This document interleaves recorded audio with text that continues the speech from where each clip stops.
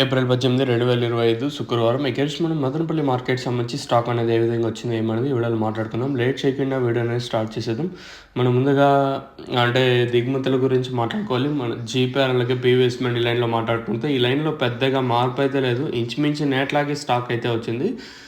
గుర్తుపెట్టుకోండి, దిగుమతులు రోజు ఒకే విధంగా వస్తా ఉన్నా కూడా వేలంపాట్లు ఎక్కడ అంత ఫాస్టెస్ట్లో అయితే జరగడం లేదు. దిగుమతి ఒక 15% పెరిగినా అదే మాదిరి జరుగుతుంది, 15% తగ్గినా అదే మాదిరే జరుగుతుంది. వేలంపాట్లు ఎక్కడ అంత ఫాస్టెస్ట్లో అయితే జరగడం లేదు.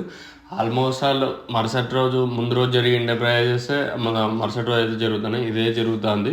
సో ఇంకా మనం స్టాక్ విషయం మాట్లాడుకుంటే జీపీఆర్ అలాగే పీవీఎస్ మనీ లైన్లో పెద్దగా మార్పు అయితే లేదు. అలాగే టీవీఎస్ మనీ లైన్లో మాట్లాడుకున్నా కూడా ఇక్కడ స్వల్పంగా తగ్గింది ఈ లైన్లో వచ్చేసి.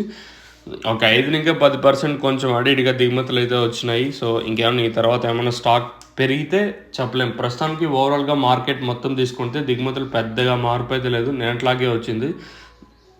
మరి వేలంపాట్లు అనేది ఏ విధంగా ఉంటాయి ఏమి అనేది చూడాల్సి ఉంటుంది. మీకు ఈ తక్షణంగా భూవరం కావాల్సింటే కింద నెంబర్స్ కాల్ చేసి బుక్ చేసుకోవచ్చు. So all over India delivery అయితే అవైలబుల్గా ఉంది. మీరు కాల్ చేసి బుకింగ్ చేసుకోవాలనుకుంటే కింద నెంబర్స్ కాల్ చేసి బుక్ చేసుకోవచ్చు. సో ఇలాంటి ఇన్ఫర్మేషన్ మన మదనపల్లి మార్కెట్ సంబంధించి ప్రస్తుతానికి ఉన్నది.